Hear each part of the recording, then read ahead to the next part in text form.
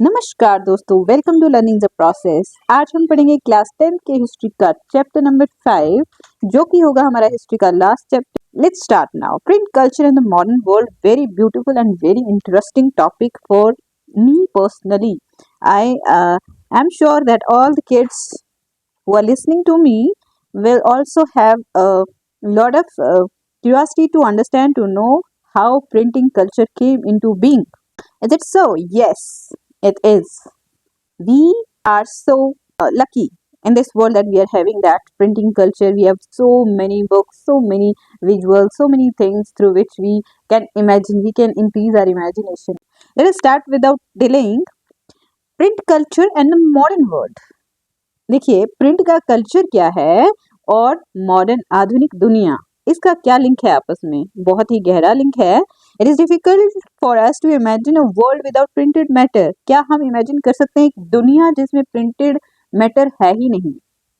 हम कपड़ों पे प्रिंट देखते हैं, हम बुक्स पे प्रिंट देखते हैं, हम बहुत सारी चीजों पे, दीवारों पे प्रिंट देखते हैं, अलग अलग जगहों पे प्रिंट देखते हैं। तो क्या हम एक ऐसी दुनिया के बारे में सोच सकते हैं जिसमें प्रिंट है ही नहीं?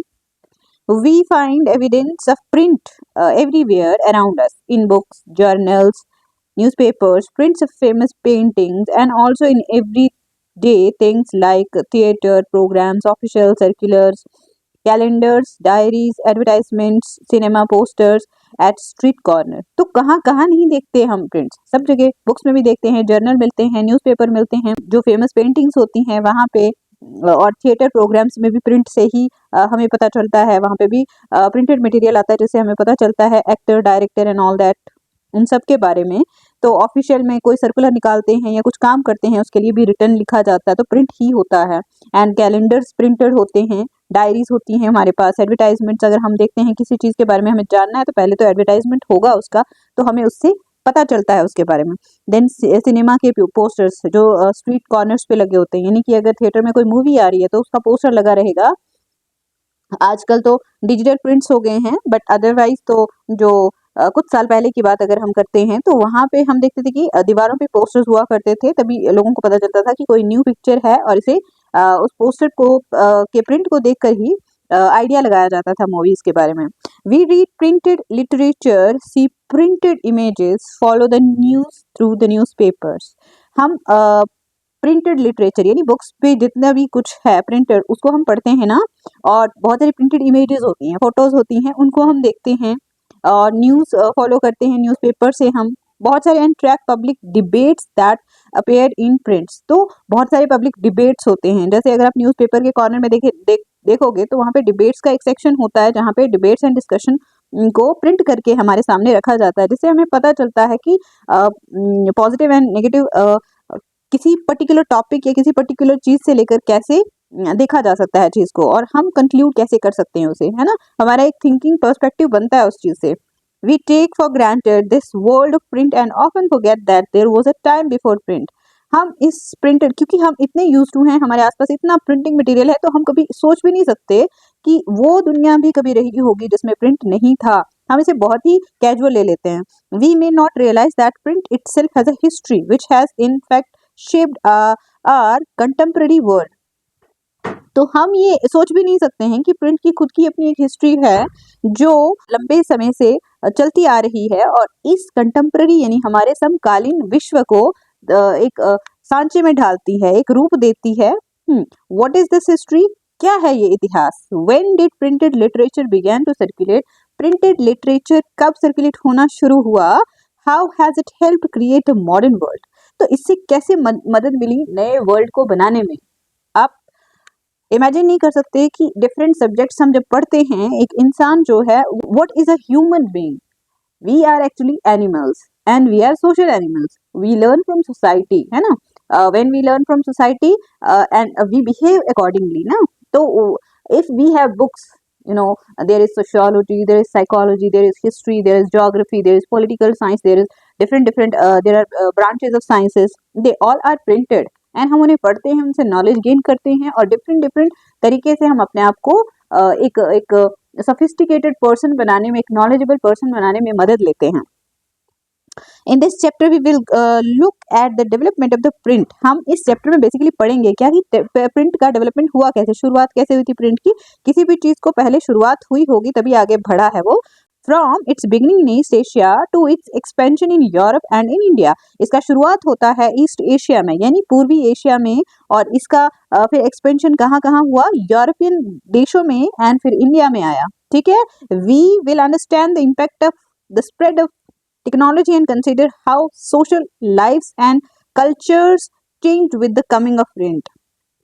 हम समझेंगे कि इस टेक्नोलॉजी के, प्रिंटिंग टेक्नोलॉजी के फैलने से कितनी सामाजिक जो बदलाव आए हैं, समाज को बदलता हुआ हमने देखा है, या प्रिंटिंग आने से किस किस तरह से समाज पे प्रभाव पड़े हैं, ये सब हम इस चैप्टर में देखेंगे। तो देखो, आप इमेज देखते हो ना जब भी, तो आप ये इमेजिन करना शुरू हो जाते हो कि कौन से समय की रही होगी, ऐसे लोगों का ये पहनावा है, ये ऐसे बुक प्रिंट कर रहे हैं, यहाँ पे लोग डिस्कशन कर रहे हैं, क्या कर रहे हैं, तो हम थोड़ा इमेजिन करने की स्थिति में आ जाते हैं। अगर हमारे पास कुछ है ही नहीं तो हम इमेजिन कैसे करेंगे, ब्लैंक भी कभी कोई इमेजिन कर पाया है तो नहीं। तो ये अगर हम देखते हैं तो यहाँ पे लिखा है कि ये कौन सी बुक के बारे में यहाँ पे डिस्कशन हो रही है, या कौन सी बुक का दिखा रहे हैं हमें। ये वो बुक्स हैं जो प्रिंटिंग मशीन्स के आने से पहले की हैं, जो हाथ से लिखी जाती थी। इसमें ये बुक का नाम है अखलाक ए नसीरी, उसकी पिक्चर है, उसकी डिस्कशन के चलते ये पिक्चर बनी हुई है। ठीक है, रॉयल वर्कशॉप्स हुआ करती थी इंडिया में। तो उन वर्कशॉप्स में क्या होता था कि डिवाइड किया होता था काम, कोई इंसान लिखने का काम करेगा, कोई इसको बाइंडिंग का काम करेगा, कोई इसको डेकोरेट करने का काम करेगा, तो किसका क्या काम है वो डिवाइड होता था वर्कशॉप्स में। तो let us move to the first topic, the first printed books. पहले प्रिंटेड बुक्स क्या हैं हमारे पास, चलिए इसको देखिए हम पहले। देखिए, the earliest kind of print technology was developed in China, Japan and Korea. सबसे पहले प्रिंट का टेक्नोलॉजी का शुरुआत कहाँ से हुआ था, चाइना से हुआ था, जापान से और कोरिया से ही हुआ था। यानी चाइना से शुरू हुआ और जापान कोरिया तो में फैलता गया। फिर this was a system of hand printing. तो प्रिंटिंग होता कैसे था, हाथ से होती थी, कोई मशीन नहीं थी उस समय। फ्रॉम एडी 594, आप बैठे हो 2024 में, और कहाँ कब की बात कर रहे हैं हम, 594 की, तब प्रिंटिंग स्टार्ट हुआ था। Onwards, books in China were printed by rubbing paper। तो बुक्स को प्रिंट करा जाता था पेपर को रब करके चाइना में। Also invented there against the inked surface of wood blocks। Wooden blocks के साथ प्रिंटिंग का काम किया जाता था। ठीक है, तो इस तरह से as both sides of the thin porous sheet could not be printed। जैसे अब जो शीट होता था वो काफी ज्यादा पोरस होता था, जिसमें कोई चीज एब्जॉर्ब हो जाए। तो अगर एक साइड से शीट पे लिखा जाता था तो वो उसका कलर दूसरी साइड पे भी दिखता था, तो इस वजह से वो एक ही साइड पे लिखा जाता था। पेज का सिर्फ एक ही साइड प्रिंट होता था, दूसरा साइड नहीं होता था। The traditional Chinese accordion books was folded and stitched at the side। जो ट्रेडिशनल चाइनीज एकॉर्डियन बुक्स होते थे ना, एकॉर्डियन बुक्स ऐसे बुक्स होते थे जैसे कि उनको फोल्ड में बनाया जाता था। एक यंत्र आता है जो म्यूजिक का इंस्ट्रूमेंट होता है, उसे बजाते हैं हाथ में पकड़ करके, फोल्डेड होता है, जैसे हम कहते हैं आर्गन बाजा। तो उसकी तरह बुक्स हुआ करती थी। ठीक है, उनको वैसे ही रखा जाता था। तो superbly skilled craftsmen could duplicate with remarkable accuracy the beauty of calligraphy। तो जो अगर किसी एक ओरिजिनल कॉपी का डुप्लीकेट बनाना है तो उसके लिए बहुत स्किल्ड पर्सन की जरूरत होती थी, जिसको इस चीज का ज्ञान होता था बहुत अच्छे से, वो ही कर पाते थे ये, और वो बहुत अच्छी एक्यूरेसी के साथ करते थे। एक कैलीग्राफी की ब्यूटी, यानी कि जो राइटिंग का आर्ट होता है ना, ब्यूटीफुल तरीके से राइटिंग, लोग अलग स्टाइलिश लिखते हैं ना कुछ लोग, तो that is called calligraphy, beautiful writing, है ना। The imperial states in China was for a long time the major producer of the printed material. तो जो इंपीरियल स्टेट हुआ करती थी चाइना की, वो काफी लंबे समय तक एक बहुत बड़ा प्रोड्यूसर हुआ करते थे प्रिंटेड मटेरियल। यानी कि जो राजा लोग होते थे ना, वो काफी इंटरेस्ट लेते थे मटेरियल को प्रिंट करवाने में। China possessed a huge bureaucratic system which recruited its personnel through civil services examinations। तो ये उस समय की बात हो रही है जब राजा लोगों के पास ब्यूरोक्रेसी होता था, यानी कि उनके पास प्रशासनिक व्यवस्था के लिए लोगों को चुनने का एक तरीका हुआ करता था, जिसमें वो लोग सिविल सर्विसेज का एग्जाम लिया करते थे। आज के समय में अगर इंडिया की बात करें तो गवर्नमेंट करवाती है, जैसे कि सेंटर में अगर हम देखते हैं तो वहाँ पे इंडियन एडमिनिस्ट्रेटिव सर्विसेज आती हैं। और स्टेट्स में देखें तो किसी भी स्टेट का सिविल सर्विसेज डिपार्टमेंट होता है और वो लोग काम करते हैं ये रिक्रूटमेंट का, जैसे पीएससीज होते हैं स्टेट में, ठीक है, और यूपीएससी होता है सेंटर में। तो ऑर्गेनाइजेशन के थ्रू काम होता है। उसके लिए क्या होता था, एग्जामिनेशन कंडक्ट होता था। राजाओं को कार्यकर्ताओं की जरूरत होती थी जिनसे वो एक अच्छे प्रशासन को चला सके। Text books for this examination were printed in vast numbers under the sponsorship of the imperial state. तो अगर बुक्स भी चाहिए होती थी इस एग्जामिनेशन को, अगर आपको एग्जाम देना है तो उसके लिए कोई ना कोई बुक पढ़नी पड़ेगी। तो उसके लिए काफी सारी बुक्स जो प्रिंट होती थी वो राजाओं की ही देखरेख में होती थी और प्रिंटिंग का पूरा स्पॉन्सरशिप उन्हीं के अंडर होता था। From the 16th century, the number of examination candidates went up and that increased the volume of print. 16वीं शताब्दी के बाद ऐसा होता है कि एग्जामिनेशन, यानी कि जब एग्जामिनेशन का लोग एग्जामिनेशन में ज्यादा इंटरेस्टेड हुए, ज्यादा लोग बढ़ गए एग्जामिनेशन देने वाले, तो ऐसे में जो प्रिंट का जो काम था वो भी बढ़ गया।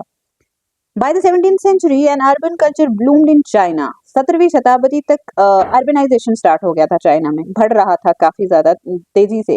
The uses of the print diversified. Print was no longer used just by scholars, officials, merchants, and used print in their everyday life as the collected trade information.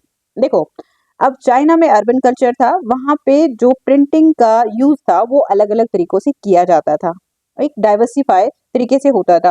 अब प्रिंट सिर्फ स्कॉलर लोगों के लिए नहीं होता था या ऑफिशियल्स के लिए नहीं होता था, बल्कि व्यापारी लोग भी प्रिंट का अपने हर दिन के जीवन में इस्तेमाल किया करते थे और वो ट्रेड की इंफॉर्मेशन को कलेक्ट करते थे प्रिंट के थ्रू ही, यानी कि कुछ लिख के इंफॉर्मेशन उनको मिलती थी जिससे व्यापार का उनको इंफॉर्मेशन मिलता रहता था।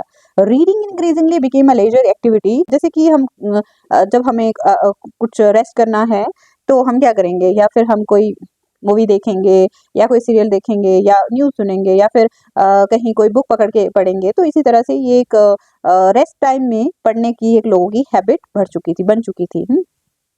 The new readership preferred fictional narratives, poetry, autobiographies, anthologies of literary masterpieces and romantic plays. तो जो नए लोग पढ़ने वाले थे ना, उनको कौन से पसंद आते थे चीजें, फिक्शनल नरेटिव्स अच्छे लगते थे, यानी कि कुछ कहानियां अच्छी लगती थी उन्हें, है ना।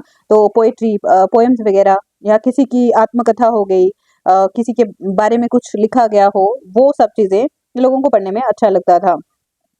Rich women began to read and many women began publishing their poetry and plays. जो बड़े बड़े घरानों की, अमीर घरानों की औरतें हुआ करती थी, वो क्या करती थी, वो पढ़ना शुरू की और उनके साथ उनने अपनी पोइट्री वगैरह पब्लिश करना शुरू किया, प्ले शुरू करे अपने बनाना, तो उनको पब्लिश करना भी उन्होंने शुरू किया था। Wives of scholars, officials published their works and courtesans wrote about their lives. ऐसा जो बड़े बड़े स्कॉलर्स या ऑफिशियल्स होते थे ना, वो क्या करती थी, उनकी वाइफ्स अपने अपने कुछ कुछ लिखती थी, कोई प्ले, पोएट्री या कुछ लिख करके उनको पब्लिश किया करती थी। और बहुत सारे कॉर्टिजन्स होते थे, वो अपने जीवन के बारे में लिखते थे, यानी कि दरबारी लोग होते हैं, बड़े बड़े रिच लोग जो थे, वो सब लोग अपने अपने जीवनी के बारे में भी लिखना शुरू किए थे। This new reading culture was accompanied by a new technology. जो ये नया रीडिंग कल्चर था ना, तो ये नई टेक्नोलॉजी के साथ अब accompany हो जाता है, जुड़ जाता है। Western printing techniques and mechanical presses were imported in the late 19th century as Western powers established their outposts in China. तो जो वेस्टर्न यानी कि पश्चिमी देशों का जो मैकेनिकल प्रेसेस हुआ करती थी, यानी कि प्रेस के थ्रू जो प्रिंट किया जाता था, वो 19वीं शताब्दी के अंत में आते आते चाइना में शुरू कर दी थी उन्होंने अपना काम करना। कैसे कि वहां पे चाइना में वेस्टर्न पावर्स का इन्फ्लुएंस था उस समय, क्योंकि उस समय वो कंट्रोल कर रहे थे चाइना को, तो यहाँ पे प्रिंटिंग प्रेस आ जाती है। Shanghai became the hub of the new print culture. China का जो शंघाई एरिया है वो एक हब बन जाता है, जो जहाँ पे प्रिंटिंग कल्चर होने लगा, यानी कि प्रिंटिंग होता था, जहाँ पे बड़े लेवल पे प्रिंटिंग का काम किया जाता था। Catering to the western style schools. अब वेस्ट के स्टाइल, जो पश्चिमी देशों के जो स्कूल्स थे, उसके हिसाब से काम होना शुरू हुआ। From the printing there was now a gradual shift to the mechanical printing. अब प्रिंटिंग से कौन सी तरफ जा रहे थे लोग, मैकेनिकल प्रिंटिंग, यानी मशीन को यूज करके प्रिंट करना। पहले हाथ से प्रिंटिंग होता था, अभी किससे हो रहा है, मशीन से होना शुरू हुआ। अब देखिए हम अगर जापान में प्रिंटिंग कैसा हुआ, तो ये देखो प्रिंट दिखा रहा है ना ये, अपनी अपनी बुक्स पे आप देख सकते हैं, टेक्स्ट बुक पे अच्छे से। चलिए देखते हैं इसमें क्या है। प्रिंट इन जापान, जापान में क्या प्रिंट का कैसे आया। Buddhist missionaries from China introduced hand printing technology into Japan around AD 768 to 770। The oldest Japanese book printed in AD 868। ठीक है, तो ऐसा है कि जो बुद्धिस्ट मिशनरीज होते थे, यानी कि जो प्रचारक होते थे बुद्धिज्म के, वो चाइना से जाकर के हैंड प्रिंटिंग इंट्रोड्यूस करते हैं। कहाँ पे, जापान में, लगभग लगभग 768 और 770 के बीच के समय में। तो जो सबसे पुराना जापान की बुक है वो कब प्रिंट होती है, 868 में। ठीक है, और ये एक बुद्धिस्ट बुक है जो जिसका नाम क्या है, द्यामोन सूत्र। इसमें क्या है, containing 6 sheets of text and would cut illustrations. तो इसमें 6 शीट्स टेक्स्ट की हैं जो वुड कट इलस्ट्रेशंस के साथ हैं। Pictures were printed on textile, और टेक्सटाइल्स जो कपड़ा बनता था ना उसके ऊपर भी प्रिंट होती थी पिक्चर्स, है ना। Playing cards and paper money. तो प्रिंट कहाँ कहाँ पे होता था, कपड़ों पे भी होता था, जो खेलने के पत्ते होते हैं वो उसके ऊपर होता था। ठीक है, उसके बाद पेपर मनी होता था, उसके ऊपर भी प्रिंट हुआ करता था। अब in medieval Japan poets and prose writers were regularly published and works were cheap and abundant. तो मध्यकालीन जापान जो था वहां पे क्या हो रहा था कि जो पोएट लोग थे, यानी कि जो कवि होते थे या फिर जो लेखक हुआ करते थे, वो अपनी किताबें रेगुलरली पब्लिश करते थे, लिखते थे उनको और पब्लिश किया करते थे। और किताबें बहुत ही सस्ती हुआ करती थी और बहुत ज्यादा मात्रा में हुआ करती थी। लोगों को पढ़ने लिखने का शौक काफी था, ये दर्शाता है। Printing culture, printing of visual material led to interesting publishing practices. देखो, प्रिंटिंग विजुअल मटेरियल का, यानी कि जिसमें पिक्चराइज करके हम चीजों को दिखा रहे हैं, ये बहुत इंटरेस्टिंग एक तरीका था प्रिंटिंग प्रैक्टिस को और इंटरेस्टिंग बनाने का।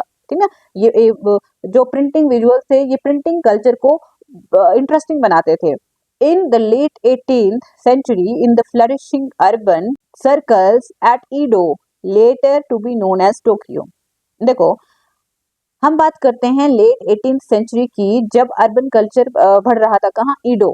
ईडो जो प्रेजेंट टाइम जापान का टोक्यो शहर है, वहां पे illustrated collections of painting depicted an elegant urban culture involving artists. तो ये एग्जांपल किसी शो करते हैं, पेंटिंग्स की एग्जांपल शो करते हैं, जिसमें बहुत ही अच्छा एलिगेंट, जो बहुत खूबसूरत, जो बहुत क्लासिक कल्चर था, अर्बन कल्चर था जापान का, वो शो किया जाता है। Involving artist, courtesans and tea house gatherings. तो इसमें इन्वॉल्व कौन होते थे, आर्टिस्ट होते थे, कॉटिजन्स भी होते थे, और जो टी हाउस गैदरर्स हुआ करते थे वो भी सब थे इसमें। Libraries and book stores were packed with hand printed material of various types.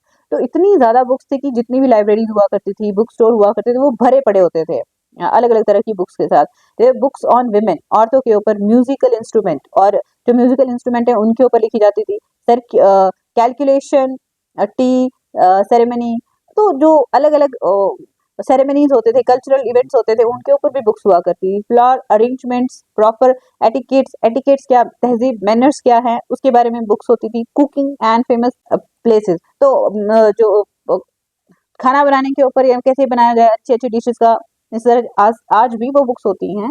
तो उस तरह से वहां पे बुक्स थी, और अलग अलग बहुत फेमस जगह हैं तो उनके बारे में भी बुक्स हुआ करती थी। अब देखिए, किटागावा उटामारो, born in Edo in 1753, was widely known for his contribution to an art form called ukiyo, pictures of the floating world। ये देखो, इस तरह के आर्ट के लिए ये जो किटागावा उटामारो है ना, ये इस तरह के पिक्चर के आर्ट के लिए फेमस थे। बहुत ही सुंदर तरह से पिक्चराइज करते थे वो चीजों को, किसी भी एक सीन को पिक्चराइज करने में उनको बहुत अच्छी एक्सपर्टीज थी।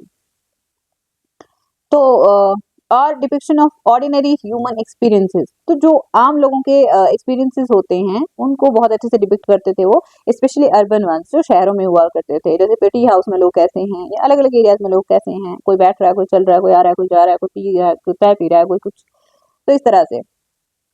अब these prints traveled to contemporary US and Europe and influenced artists like Monet and Van Gogh, publishers like Sutaya Juzaburo identified subjects and commissioned artists who drew the themes to in outline। तो बहुत सारे अलग अलग जो contemporary उस समय के समकालीन जो लोग थे ना यूरोप में, आर्टिस्ट जो लोग थे वो, जैसे कि एक का नाम मानित है, एक का नाम मोनित है, और फिर वान गोग है, ये लोग काफी ज्यादा प्रभावित होते हैं इस तरह की जो आर्ट या इस तरह की कला से जो जापानीज थी। तो अब then a skilled wood block carver pasted the drawing on a wood block and carved a printing block to reproduce the painter's line। तो एक बहुत ही अच्छे कलाकार जो हैं वुड ब्लॉक कार्वर जो है, मतलब वुड ब्लॉक जो बनाते थे, वो आते हैं, उन्होंने क्या करा, वो पेस्ट करते हैं ड्राइंग जो वुड ब्लॉक पे है और एक प्रिंटिंग ब्लॉक को बनाते हैं जो जो पेंटर्स की लाइन है उन्हें दोबारा रिप्रोड्यूस करके दिखाता है, दोबारा से उनकी नई शेप में उन्हें दिखाता है। ठीक है। इन the process the original drawing would be destroyed and only prints would survive. तो ऐसा प्रोसेस जब होता था तो जो ओरिजिनल ड्राइंग होती थी वो डिस्ट्रॉय हो जाती थी, लेकिन जो प्रिंट था वो सर्वाइव करता था सिर्फ। Print comes to Europe. ठीक है, प्रिंट कम्स टू यूरोप यानी कि जो प्रिंटिंग का काम है यूरोप में कैसे आता है, कैसे पहुंचा यूरोप में, तो हम देखते हैं for century silk and spices from China flowed into Europe through the silk root.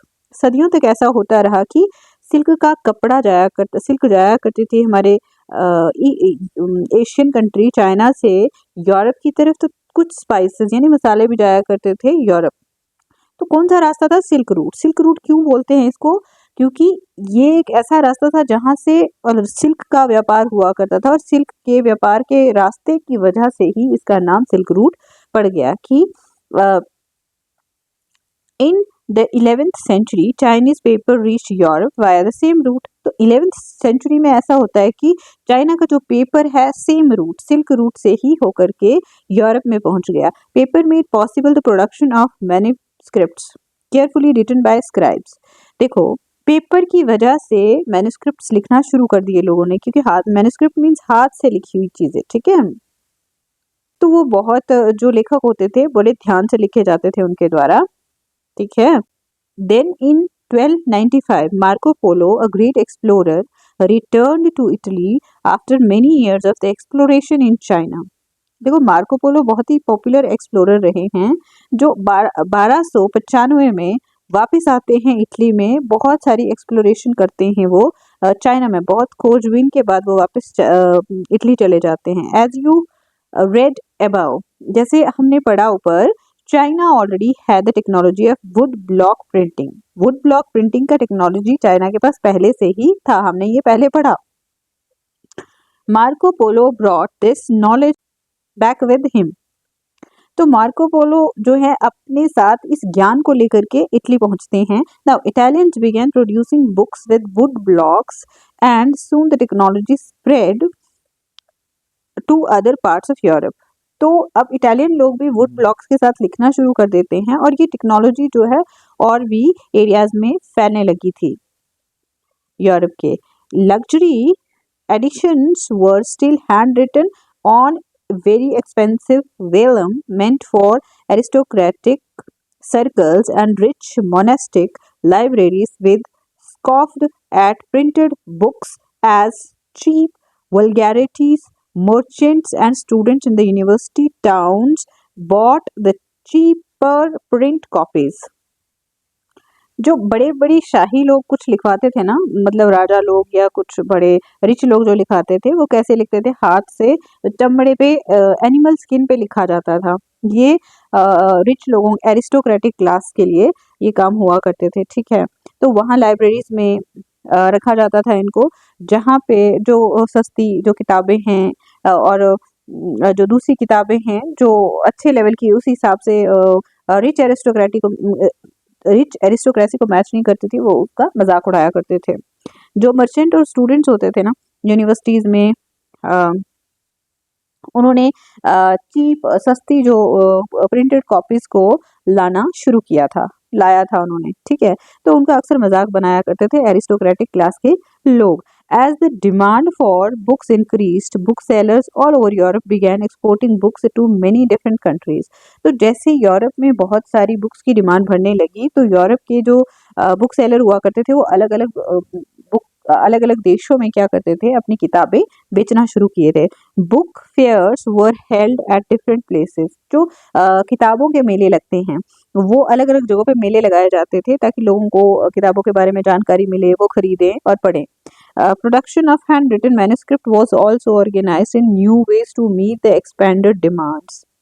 तो नए हैंड रिटन मैन्युस्क्रिप्ट का जो प्रोडक्शन होता था ना वो भी ऑर्गेनाइज किया जाता था एक नए तरीके से, ताकि जो बढ़ती हुई डिमांड है बुक्स की उसको पूरा किया जा सके. स्क्राइब्स और skilled hand writers were no longer solely employed by wealthy or influential patrons but increasingly by booksellers as well. तो जो लेखक हुआ करते थे जो हाथ से लिखते थे वो सिर्फ अब अमीर लोगों के पास ही नहीं होते थे, वो ही उनको नहीं रखते थे अपने पास, बल्कि जो लोग किताबें बेचते थे वो भी उन्हें अपने पास रखते थे, उनसे बुक्स लिखवाते थे और वो बेचते थे. More than 50 scribes often worked for one book seller. 50 से ज्यादा लेखक जो थे एक बुक सेलर के लिए काम करते थे, एक किताब बेचने वाले के लिए काम किया करते थे. But the production of hand written manuscript could not satisfy the ever increasing demand for books. लेकिन जो हाथ से लिखी गई किताबें होती थी उससे जो किताबों की बढ़ती डिमांड थी वो पूरी नहीं हो पा रही थी, क्योंकि हाथ से लिखा हुआ जो सामान है या जो किताबें हैं उसे टाइम लगता है और उसकी वजह से जो डिमांड थी पर डे वो कंप्लीट नहीं हो पाती थी. Manuscripts were fragile, awkward to handle and could not be carried around or read easily. तो लिखी हाथ से लिखी गई मैन्युस्क्रिप्ट्स हुआ करती थी ना वो काफ़ी डेलिकेट हुआ करती थी और बड़ा ऑकवर्ड होता था उन्हें हैंडल करना, उनको बहुत केयरफुली रखना पड़ता था और हर जगह उसको लिखने पढ़ने के लिए ले नहीं जा सकता था, उसको केयरफुली रखना पड़ता था. Their circulation therefore remain limited. तो ऐसे में जो मैन्युस्क्रिप्ट्स हुआ करती थी उनका जो सर्कुलेशन होता था या उनकी बिक्री जो होती थी थोड़ी सीमित रहती थी, क्योंकि कुछ ही लोग उनका ध्यान रख सकते थे, केयर कर सकते थे. तो with the growing demands for books would block printing gradually became more and more popular. तो जो बुक्स की डिमांड बढ़ी तो वुड ब्लॉक प्रिंटिंग का जो टेक्नोलॉजी था वो बढ़ता गया, उसकी डिमांड बढ़ती गई क्योंकि वो थोड़ा वो कंफर्टेबल था, वो थोड़ा बेटर था. By the early 15th century, wood blocks were being widely used in Europe to print textile. तो अर्ली 15 सेंचुरी का जो टाइम था उस टाइम वुड ब्लॉक्स जो होते थे ना वो यूरोप में अक्सर टेक्सटाइल का प्रिंट करने के लिए इस्तेमाल होते थे या फिर प्लेइंग कार्ड के लिए इस्तेमाल होते थे. And religious pictures with simple brief text, या फिर कोई रिलीजियस पिक्चर बनाई जाती थी जिसमें बहुत सिंपल लिखा रहता था, बहुत ब्रीफ लिखा रहता था. There was clearly a great need for even quicker and cheaper reproduction of texts. तो एक बहुत ज़रूरत थी उस समय की कि एक सस्ता और टिकाऊ जो रिप्रोडक्शन हो टेक्स्ट का वो हो, उसके लिए कोई टेक्नोलॉजी ऐसा हो, इसकी काफ़ी ज़्यादा डिमांड थी और ज़रूरत भी थी. This could only be with the invention of the new print technology. तो ये पॉसिबल तभी था जब कोई नई टेक्नोलॉजी प्रिंटिंग की आ जाती. The breakthrough occurred at Strasbourg, Germany, where John Gutenberg developed the first known printing press in the 1430s. तो एक ब्रेक थ्रू मिलता है कहाँ पे, स्ट्रेसबर्ग जर्मनी में, जहाँ पे जॉन गुटनबर्ग नाम के आदमी ने एक फर्स्ट प्रिंटिंग मशीन का शुरुआत किया, इन्वेंशन किया, जो 1430 में हुआ. तो ये काफ़ी हेल्पफुल था, ये एक रेवोल्यूशनरी स्टेप था प्रिंटिंग टेक्नोलॉजी का. Gutenberg and the printing press. Gutenberg जो प्रिंटिंग प्रेस के इन्वेंटर हैं उनका किस तरह से उन्होंने ये प्रिंटिंग प्रेस को लाया और कैसे ये हेल्पफुल हुआ. Gutenberg was the son of a merchant and grew up on a large agriculture estate. तो ये एक व्यापारी के बेटे थे और एक बहुत बड़े जमींदार घराने के बीच में पले बड़े ये. From his childhood he had seen wine and olive presses. तो बचपन से अगर वो जमींदार घराने के थे तो ये एक कॉमन बात थी कि वो वाइन और ऑलिव प्रेसेस को देखते, जहाँ पे क्या बनता था, वाइन बनती थी और ऑलिव ऑयल का मैन्युफैक्चरिंग होता था. Subsequently, he learned the art of polishing stone, बाद में उन्होंने आगे चल करके पत्थरों को पॉलिश करने का एक आर्ट सीखा, became a master gold Smith, और वो क्या बन गए, एक सुनार बन गए आगे चल के, ठीक है, बहुत अच्छे सुनार। And also acquired the expertise to create lead moulds use for making ट्रिंकेट्स।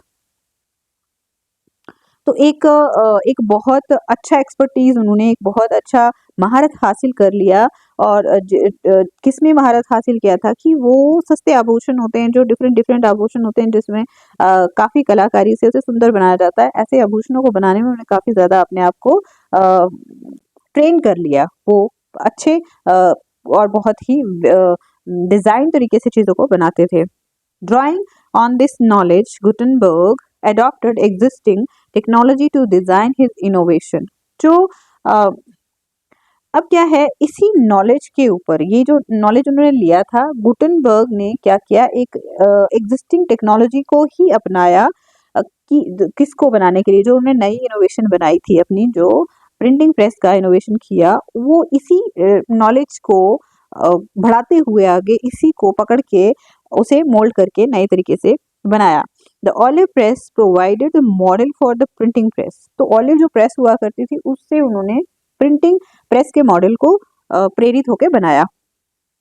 The moulds were used for casting the metal types for the letters of the alphabet। अब जो मोल्ड होते थे वो कास्टिंग के लिए इस्तेमाल किए जाते थे, और मेटल जो टाइप्स थे वो क्या होते थे, लेटर और अल्फाबेट के लिए इस्तेमाल किए जाने लगे। अब आपने पुरानी प्रिंटिंग प्रेस अगर देखी हो तो टक टक टक टक की आवाज आती थी, और उसे हाथ से उससे लिखा जाता था उसमें, ठीक है।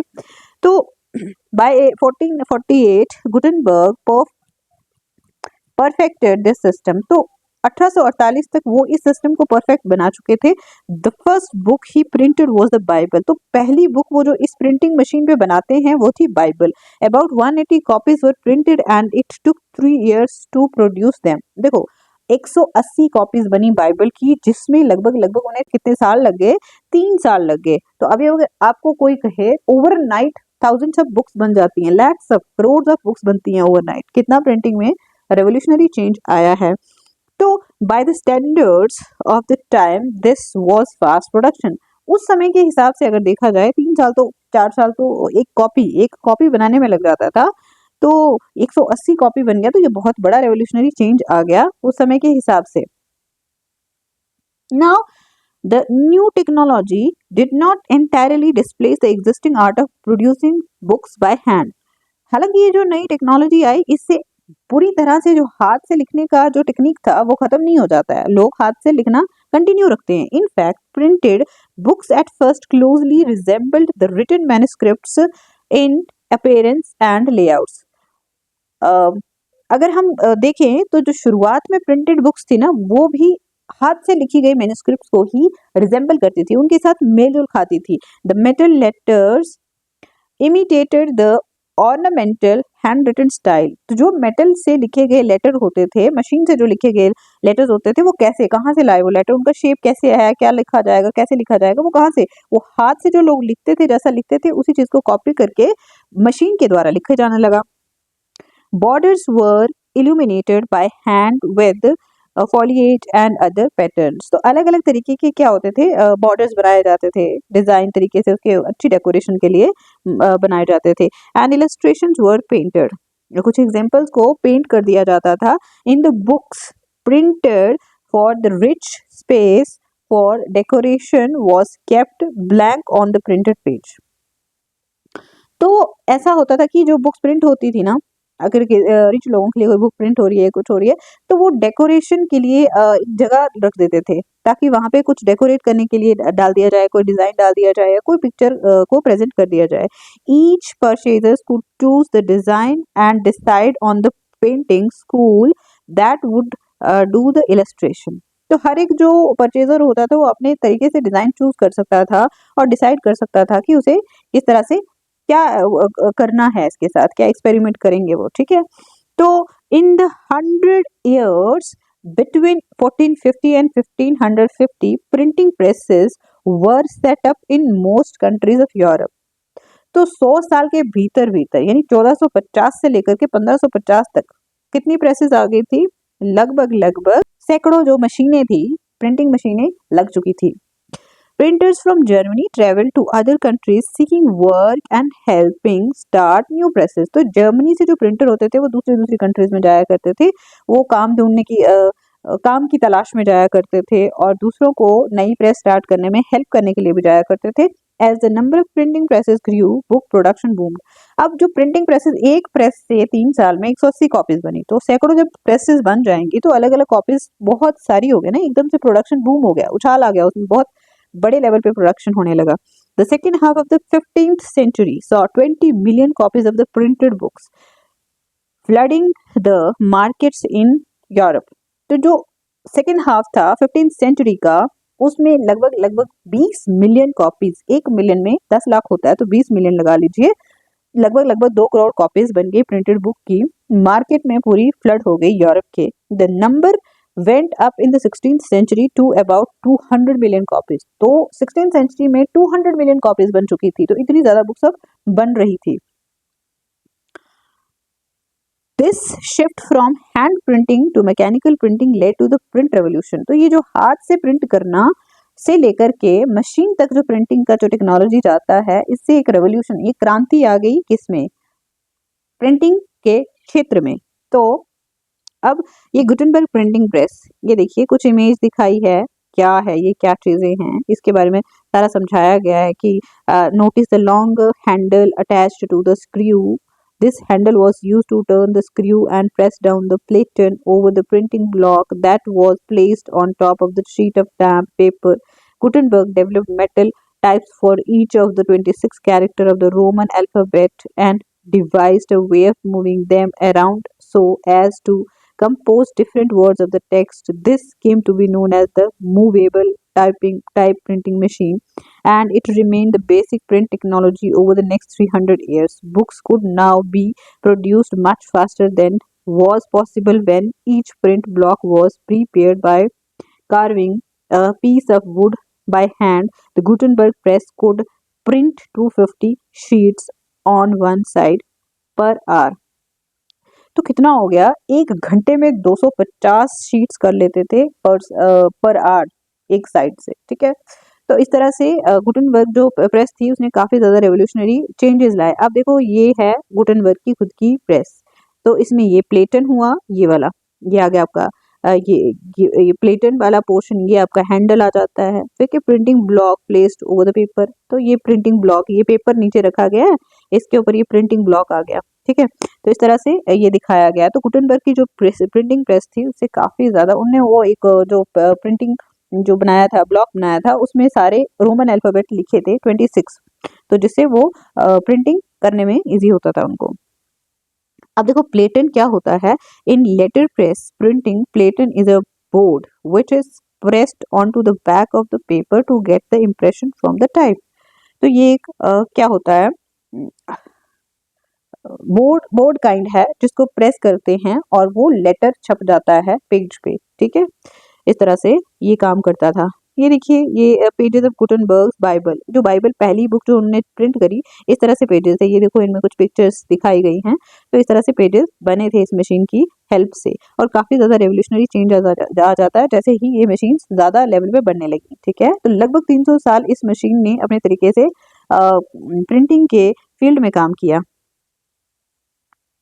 ना। अब प्रिंटर्स वर्कशॉप 16th सेंचुरी, ये देखिए प्रिंटर की वर्कशॉप कैसी हुआ करती थी 16th सेंचुरी में, देखो कैसे काम करते थे लोग, समय के साथ चीजें कितनी बदल जाती हैं, है ना। तो कंपोजिटर्स क्या होता है, न्यू वर्ड्स में the person who composes the text for printing. अब प्रिंट तो करना है आपको, अब प्रिंटर का काम है प्रिंटिंग, लेकिन कोई ना कोई लिखा हुआ मटेरियल उसके पास होना चाहिए ताकि वो प्रिंट कर पाए, है, उस चीज को प्रिंट करेगा, तो उसको बोलते हैं जो कंपोजिटर है वो कंपोज करता है प्रिंटिंग मटेरियल को, ठीक है। गैलरी क्या होता है, यहाँ पे metal frame in which types are laid and the text composed, ठीक है। ये एक मेटल फ्रेम है जिसमें टाइप्स रखे जाते हैं और टेक्स्ट को कंपोज किया जाता है। अब देखो हम देखते हैं the print revolution and its impact. Print का क्या रेवोल्यूशन था और इसके क्या प्रभाव रहे। What was the print revolution, है क्या ये, it was not just a development, a new way of producing books. ये एक डेवलपमेंट ही नहीं था, तरक्की ही नहीं थी, बल्कि एक बुक्स को बनाने का नया तरीका भी था। It transformed the lives of people, changing their relationships to information and knowledge and with institutions and authorities. It influenced the popular perceptions and opened up new ways of looking at things. इससे कैसे लोगों के जीवन बदल गए, ठीक है, उनके रिलेशनशिप इंफॉर्मेशन के जो थे और नॉलेज के जो थे वो कैसे बदले, कैसे नए तरीके से बने, और जो इंस्टीट्यूशन थे उनके साथ, अथॉरिटीज के साथ, है ना, नए रिलेशंस बने। देखो इंफॉर्मेशन के साथ अब जैसे अगर कोई इन्फॉर्म्ड इंडिविजुअल है तो कोई भी इंसान जो है कुछ भी काम करेगा तो सोच समझ के करेगा, है ना। तो उससे क्या है कि एक नॉलेजेबल लोगों का आना, एक ऐसी क्लास का फ्रेम हुआ जो कि पढ़ी लिखी थी, जागरूक थी और सही और गलत का डिफरेंस करना सीख रही थी धीरे धीरे। It influenced popular perception and open, तो जो पॉपुलर परसेप्शन थे उनके ऊपर काफी प्रभाव हुआ, है ना, जो धारणाएं थी पॉपुलर उनके ऊपर काफी प्रभाव पड़ा इस टेक्नोलॉजी से। और साथ में क्या हुआ, नए तरीके सामने आए चीजों को देखने के, लोगों का नजरिया बदलने लगा चीजों को देखने का। अ न्यू रीडिंग पब्लिक, नई रीडिंग पब्लिक सामने आती है। With the printing press a new reading public emerged, जैसे प्रिंटिंग प्रेस आती है तो न्यू एक पढ़ने लिखने वाली पब्लिक सामने आती है, क्योंकि अगर प्रिंटिंग का डिमांड तभी था ना कि बुक्स का डिमांड अगर कोई पढ़ने वाला है तो ही वो डिमांड करेगा, तो that's it. Printing reduce the cost of books, अब प्रिंटिंग ज्यादा होने लगी, जल्दी होने लगी, जिससे जो है बुक्स जो है सस्ती होने लगी। The time and the labour required to produce each book came down, अब इसमें ऐसा था कि समय और जो लेबर होता था, जो काम होता था, वो कम लगते थे दोनों में, दोनों का कॉस्ट जो था, दोनों की कीमत कम हो चुकी थी। And multiple copies could be produce with greater ease, तो बहुत सारी कॉपीज, एक ही किसी बुक की बहुत सारी कॉपीज बनाई जा सकती थी तो बहुत easily. Books flooded the market reaching out to an ever growing readership, तो मार्केट में किताबों की भरमार हो गई और जो पढ़ने लिखने का जो कल्चर है वो भी बढ़ता गया। Access to books created a new culture of reading, अब किताबें हैं तो पढ़ने का भी एक कल्चर आया, लोगों को पढ़ने का शौक जागा और वो पढ़ने लगे। Earlier reading was restricted to the elites, पहले ऐसा था कि कोई इंसान पढ़ा लिखा है या पढ़ना जानता है, पढ़ता है तो वो यानी कि एलीट है, क्योंकि वो किताब महंगी है, प्रोडक्शन कम रहता है और ऐसे लोगों को ही बिकेगी जो उसको अफोर्ड कर सकते हैं और जिनके पास टाइम है। Common people lived in a world of oral culture, जो आम इंसान था वो ओरल कल्चर को ही पकड़ के चलते थे, क्योंकि जो हमारे बुजुर्गों ने हमें सिखाया हम आगे वाले को सिखाएंगे, वो नेक्स्ट को सिखाएंगे, इस तरह से ओरली यानी बोल बोल के एक दूसरे को अपने कल्चरल ट्रांसमिशन किया करते थे। They heard secret texts, read out ballads, recited and folk tales narrated, वो क्या करते थे, वो किताबों को सुनते थे, जो पवित्र किताबें बोली जाती थी उनको सुना करते थे और जो गाथाएं होती थी उनको गाया जाता था। जो पॉपुलर फोक यानी कि वहाँ के लोक कथाएं होती थी उनको बोल के सुनाया जाता था नेक्स्ट टू नेक्स्ट जनरेशन को। नॉलेज वॉज ट्रांसफर्ड ओरली, तो अब ज्ञान का कैसे ट्रांसफॉर्मेशन होता था, कैसे ट्रांसफर किया जाता था, ओरली बोल करके। People collectively heard a story, लोग मिलकर के कहानियां सुनते थे और सॉ अ परफॉर्मेंस या फिर कोई नाटकीय रूपांतर दिया जाता था जिसे वो देखा करते थे।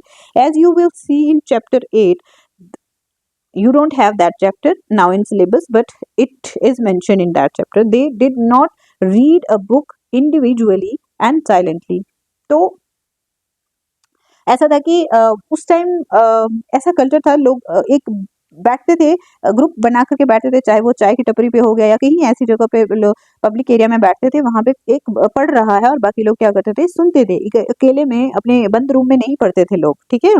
तो before the age of print, books were not only expensive but they could not be produced in sufficient number. तो प्रिंटिंग आने से पहले किताबें महंगी ही नहीं हुआ करती थी, बल्कि उतनी भी नहीं हुआ करती थी कि लोग बहुत सारी किताबें खरीद के अपने अपने घर में पढ़ लें, तो बहुत कम हुआ करती थी। जो एक कॉपी किसी को अवेलेबल है उसी को पढ़ करके वो सबको सुना देता था। ठीक है। Now books could reach out to wider sections of people. तो अब किताबें बहुत सारे लोगों के पास पहुंच सकती थी, क्योंकि प्रिंटिंग प्रेस की वजह से काफी ज्यादा क्वांटिटी में बुक्स का जो है प्रिंटिंग हुआ करती थी। If earlier there was a hearing public, now a reading public came into being. पहले क्या होता था कि कोई एक इंसान के पास बुक है, वो सबके सामने पढ़ के सुनाएगा, सबको उसी के साथ नॉलेज मिलेगा। और अब क्या है कि जो लोग सुनते थे वो लोग सभी अपनी बुक्स अफोर्ड कर सकते हैं, उनको मिल सकती हैं और वो पढ़ते थे। अब वो रीडर बन चुके थे, ना कि लिसनर थे। Transition was not so simple, लेकिन ये ट्रांजिशन, ये जो बदलाव आया, ये इतना आसान नहीं था, इतना सिंपल नहीं था। Books could be red only by the literate and rates of literacy in most European countries were very low till the 20th century। तो अब ये भी है कि किताबें तो हैं, लेकिन सब लोग पढ़ भी नहीं सकते ना। उस टाइम लिटरेसी थी नहीं, ज्यादा पढ़े लिखे लोग हुआ नहीं करते थे, तो बहुत ही कम लोग थे जो पढ़ सकते थे, जिनको पढ़ना आता था, तो वही लोग तो पढ़ेंगे ना। 20th सेंचुरी तक तो ऐसा ही रहा कि लिटरेसी रेट कम रहा और कम लोग पढ़ने वाले रहते थे। How then could publishers persuaded the common people to welcome the printed books. तो अब जो पब्लिशर्स हैं, यानी कि जो बुक्स पब्लिश करते हैं, बुक्स निकालते हैं, उन्होंने कैसे आम आदमी को प्रिंटेड बुक्स को वेलकम करने के लिए, स्वागत करने के लिए मनाया होगा, क्योंकि उनको ना पढ़ना है ना उनको पढ़ना आता है, तो कैसे मनाया होगा ये सब करने के लिए। To do this they had to keep in mind wider reach of the printed work. तो ऐसा करने के लिए उनको एक दिमाग में रखना पड़ता था कि जो प्रिंटेड जो वर्क है वो ज्यादा लोगों तक पहुंचे। Even those who did not read could certainly enjoy listening to the books being read out. तो हालांकि ये उन लोगों के लिए भी इंटरेस्टिंग बनाया करते थे जो लोग पढ़ नहीं सकते, और सुन के ही आनंद लेते थे वो किताबों का। देखो, आज के समय में हमारे पास इंटरटेनमेंट के लिए काफी सोर्सेज हैं। सोशल मीडिया एक ऐसा मीडियम बन चुका है, you don't need to go out, you don't need to have anyone to guide you, you can have all the entertainment when you have one single mobile with you. But ऐसा तब नहीं था, तब बहुत ही limited चीजें हुआ करती थी, एक दूसरे पर डिपेंडेंट हुआ करते थे लोग। So printers began publishing popular ballads and folk tales, and such books would be profusely illustrated with pictures। तो जो प्रिंटर्स क्या करते थे, उन्होंने जो मशहूर गाथाएं होती थी, कहानियां होती थी, बड़ी बड़ी, जैसे है ना, कुछ हीरोइज्म के साथ जोड़ के चीजों को, वो वो वो चीजें प्रिंट करना शुरू हुए। वो लोग जो वहाँ की लोक कथाएं थी उनको प्रिंट करते थे, और ऐसी पिक्चर्स बहुत ज्यादा लेवल पे, बहुत बड़े लेवल पे पिक्चर्स के थ्रू उनको दिखाया जाता था, क्योंकि अगर कोई पढ़ नहीं सकता तो एटलीस्ट पिक्चर देखेगा, उसको पिक्चर देख के थोड़ा बहुत समझ में आएगा कि क्या दिखाना चाह रहा है पिक्चर बनाने वाला। These were then sung and recited at gatherings in villages and in taverns in town। तो ये सब जो कहानियां होती थी, ये जो गाथाएं होती थी, ये लोगों के द्वारा गाई जाती थी, सुनाई जाती थी गांव में या फिर शहरों में जो ऐसी जगह होती थी, मानो सराय हो गई, कोई ऐसे टी स्टॉल हो गया जहाँ पे लोग इकट्ठे होते थे, वहां पे ये सुनाई और गाई जाती थी। ओरल कल्चर दस entered print and printed material was orally transmitted. तो ओरल कल्चर प्रिंटिंग में आ गया, जो ओरली बोला जाता था उसको प्रिंट किया जाने लगा, और प्रिंटेड मटेरियल जो होता था वो ओरली लोगों के द्वारा ट्रांसमिट किया जाता था। ठीक है, इस तरह से ये इंटरकनेक्टेड थे। The line that separated the oral and reading cultures became blurred. अब जो ओरल और रीडिंग कल्चर सेपरेट करती थी लाइंस, वो थोड़ी ब्लर हो गई, क्योंकि दोनों एक दूसरे के ऊपर ओवरलैप कर रहे थे। ठीक है, प्रिंटेड ओरली ट्रांसमिट होता था और ओरल प्रिंटिंग में आ गया था, है ना। थोड़ा कंफ्यूजिंग लगता है कि ऐसा है कि जो पहले ओरली बोला जाता था उसे प्रिंट किया गया, फिर जो प्रिंटेड है उसे फिर ओरली ट्रांसमिट किया जाने लगा लोगों के द्वारा। And the hearing public and reading public became intermingled. अब सुनने वाले और पढ़ने वाले दोनों ही आपस में मिश्रित हो चुके थे। तो ये हैं हमारे जो डिफिकल्ट वर्ड्स थे। बैलेड जो है क्या होता है, ये हिस्टोरिकल अकाउंट और फोक टेल इन वर्ड्स यूजुअली संग और रिसाइटेड। ठीक है, तो फोक टेल हुआ करती थी ये, जो या गाया जाता था या रिसाइट किया जाता था। टावर्न्स क्या होते हैं, places where people gather to drink alcohol. Taverns या फिर मधुशाला हो सकती है, या फिर कह सकते हैं हम खाने की जगह जहाँ पे फ्रेंड्स वगैरह बैठते हैं, चाय वाय पीने की जगह, उसको हम टावर्न्स बोलते हैं। अब 3.2 क्या कहता है, religious debates and the fear of print. अब धार्मिक कौन से डिबेट होना शुरू हुआ और प्रिंट का क्या खतरा था, डर था। Print created the possibility of wide circulation of ideas and introduced a new world of debate and discussions. अब प्रिंट से क्या पॉसिबिलिटी आई कि बहुत सारे आइडियाज जो है सर्कुलेट होने लगे लोगों के बीच। कुछ पढ़े लिखे लोग जो है, ज्ञानी लोग जो है, उनके विचार जो है बहुत सारे लोगों तक पहुंचना पॉसिबल था प्रिंटिंग की मदद से। And introduce a new world of debate and discussion. इससे क्या होता है कि नया एक दुनिया बन जाती है जहाँ पे डिबेट्स और डिस्कशन होने लगे गलत सही के बीच में अंतर करने के लिए। Even those who disagreed with the established authorities could now print and circulate their ideas. तो अब क्या हो गया था कि जो लोग अथॉरिटीज जो थी, यानी राजा लोग जो हुआ करते थे, अगर उनसे डिसएग्री करते थे या उनकी चीज को नहीं मानना चाहते थे, वो अपना आइडिया प्रिंट कर सकते थे, लोगों को बता सकते थे कि क्यों हम नहीं मानना चाहते और क्या इसमें परेशानी दिखती है हमें। Through the printed message they could persuade people to think differently. तो प्रिंटेड मैसेज से लोगों को परसुएट कर सकते थे वो अलग तरीके से सोचने के लिए, कि क्रिटिकल थिंकिंग एक डेवलपमेंट उसका होना पॉसिबल हो चुका था। And move them to action. और इससे ऐसा है कि अगर आपको कोई चीज गलत है उसके लिए आप एक्शन तो लोगे ना, देखेगा कोई गलत है, समझ में आता है कि नहीं, हाँ ये एक्चुअली गलत हो रहा है, तो let us act on this. This had significance in different spheres of life. तो ये जो generation of new ideas, critical thinking, opposition of the authorities and telling about the authorities का जो थॉट था, इससे काफी ज्यादा अलग अलग जो जीवन के क्षेत्र थे उस पर प्रभाव पड़ा। Not everyone welcome the printed books. हर किसी को प्रिंटेड बुक्स का शौक नहीं था। And those who did also had fears about it. और जिनको शौक था उनके अंदर भी इसको लेकर काफी भय रहता था। Many were apprehensive of the effects that the easier access to the printed word and the wider circulation of books could have on people's mind.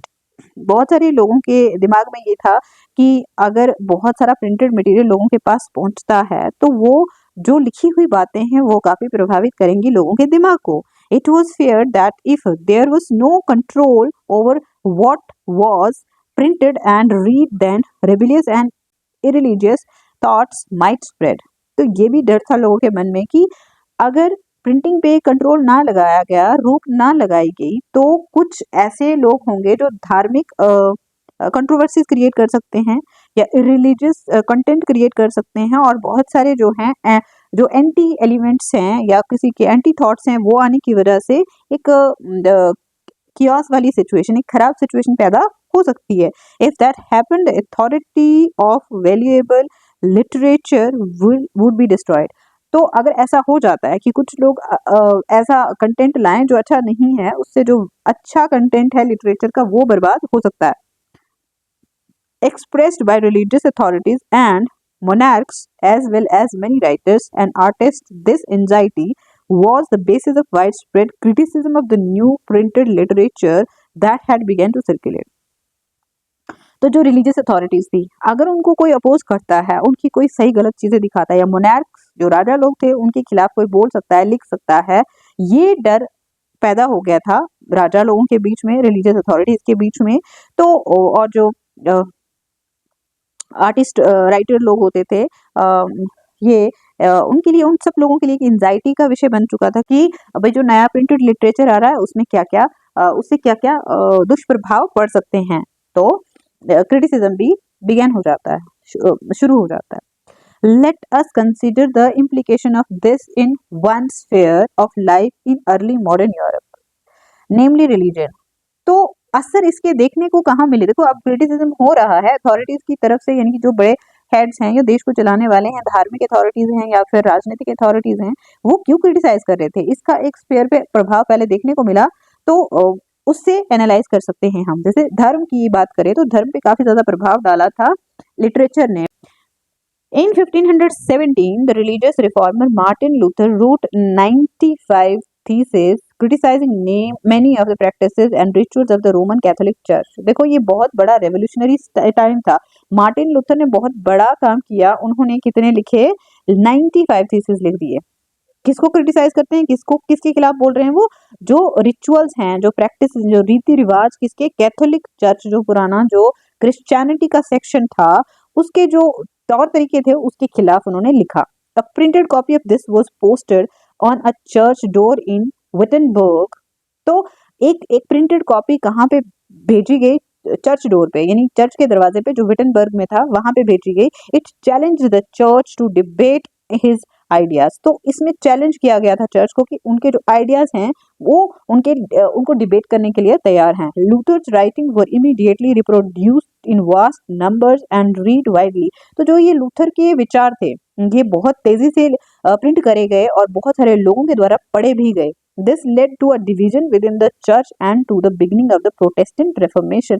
आपने रेवोल्यूशन शायद आपने पढ़ा है या नहीं, लेकिन नेक्स्ट आप पढ़ोगे अगर history when you enter in 11th, then you will find Reformation on in upper classes. तो प्रोटेस्टेंट रिफॉर्मेशन मूवमेंट चला दिया, एक बहुत बड़ा आंदोलन शुरू हो गया कि जो चाहते थे कैथोलिक चर्चेज में जो माल प्रैक्टिसेस हो रही थी, जो खराब प्रैक्टिसेस हो रही थी, उनको ठीक करने के लिए। Luther's translation of the New Testament sold 5000 copies within a few weeks and a second edition appeared within 3 months। तो ऐसा है कि लूथर का जो ट्रांसलेशन था न्यू टेस्टामेंट का, वो लगभग 5000 कॉपीज कुछ हफ्तों में बिक गई, और सेकंड एडिशन आता है 3 महीनों के बीच, 3 महीनों के अंदर ही सेकंड एडिशन भी आ जाता है। Deeply grateful to print, Luther said. तो लूथर कहते हैं कि मैं काफी धन्यवाद करता हूँ प्रिंटिंग का, कि मुझे जो प्रिंटिंग प्रेस का आने की वजह से मैं अपने विचार रख पाता हूँ। Luther said printing is the ultimate gift of God and the greatest one. तो लूथर के लिए ये था एक वो कहते थे कि भगवान का ये बहुत बड़ा जो तोहफा है, जो गिफ्ट है हमें मिला है, और सबसे महान तोहफा है जिससे हम क्या है कुरीतियां हैं, बुराइयां हैं, उनके बारे में बोल सकते हैं, लिख सकते हैं, बिना किसी के साथ लड़ाई झगड़ा किया, बिना पब्लिकली अपेयर हुए। तो हम बहुत सारी चीजें बता सकते हैं। Several scholars in fact think that print brought about a new intellectual atmosphere and helped spread the new ideas that led to the Reformation. तो बहुत सारे जो स्कॉलर्स थे, जो बहुत सारे इंटेलेक्चुअल लोग पढ़े लिखे थे, उनका ये मानना था कि जो प्रिंटिंग है उसने काफी ज्यादा जो नया अच्छा पढ़ा लिखा या एक बहुत ही अच्छा माहौल तैयार कर दिया, जिससे एक नए आइडियाज का इमर्जेंस होता है, जिसको हम कहते हैं आइडिया ऑफ रिफॉर्मेशन। ये रिफॉर्म्स चाहते हैं, रिफॉर्मेशन माने रिफॉर्म्स चाहते थे ये किसमें? कैथोलिक चर्च में, कि भाई what practices you are doing are not actually written in the Bible, are not the practices of Bible। तो these are made for the personal benefit। मैं खुद के अपने आप को अपर हैंड पे दिखाने के लिए चर्च के जो पादरी हुआ करते थे उन्होंने बनाई थी।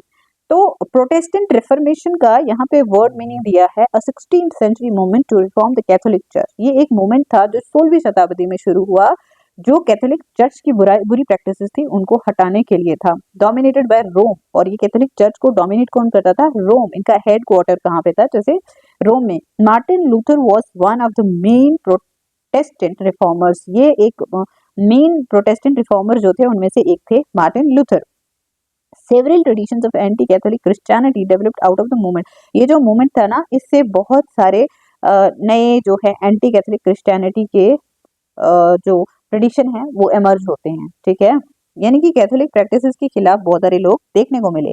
अब प्रिंट एंड डिसेंट, जो प्रिंट और उसमें कुछ मतभेद थे उसके बारे में बात करते हैं। Print and popular religious literature stimulated many distinctive individual interpretation of faith even among little and educated working people.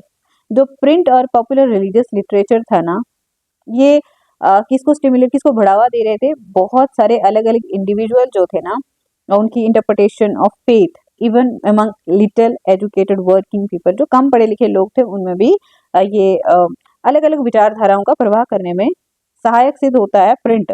और मतभेद भी आते हैं अलग अलग विचारों को लेकर के, कोई किसी चीज को पसंद करता है तो कोई किसी को। In the 16th century, Manocchio, a miller in Italy, began to read books that were available in his locality।